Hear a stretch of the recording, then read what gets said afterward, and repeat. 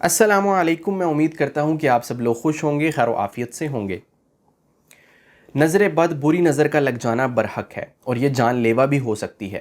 آپ صلی اللہ علیہ وسلم کی حدیث پاک کا مفہوم ہے کہ میری امت میں کثرت سے لوگ اللہ کے فیصلے اور تقدیر کے بعد نظر بد لگنے کی وجہ سے مریں گے. یعنی اللہ کے فیصلے اور تقدیر کے بعد جو سب سے زیادہ لوگ جس وجہ سے مریں گے وہ بری نظر کے لگنے کی وجہ سے مریں گے. نظر بد کس طرح لگتی ہے؟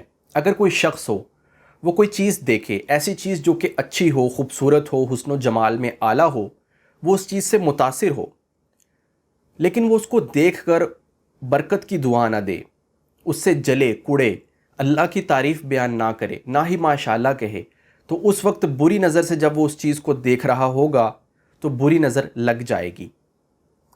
اسی وجہ سے کہا جاتا ہے کہ اپنے بچوں کی، اپنی نعمتوں کی تصاویر وغیرہ سوشل میڈیا پہ نہ ڈالا کریں. سوشل میڈیا کے ذریعے بھی نظر بد لگ سکتی ہے، اسی طرح حقیقت میں بھی لگ سکتی ہے.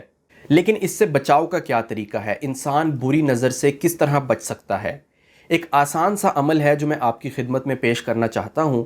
اگر آپ وہ عمل صبح شام کریں تو انشاءاللہ بری نظر کے اثرات آپ پر نہیں پڑیں گے.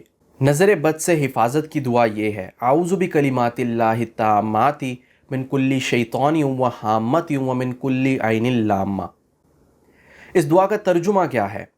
اس دعا کا ترجمہ یہ ہے کہ میں اللہ کی پناہ مانگتا ہوں اس کے تمام کلمات کے ذریعے ہر قسم کے شیطان سے، موذی جانور سے اور نظر بد سے. تو یہ دعا آپ صبح شام 3 بار پڑھا کریں، انشاءاللہ بری نظر کے اثرات سے بچے رہیں گے.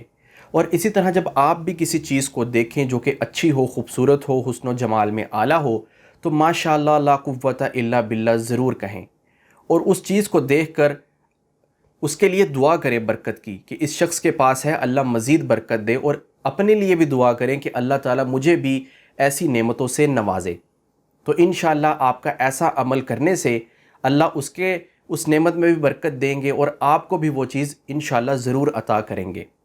میں امید کرتا ہوں کہ اس ویڈیو سے آپ کو فائدہ حاصل ہوا ہوگا. اب میں آپ کی اجازت چاہتا ہوں. السلام علیکم.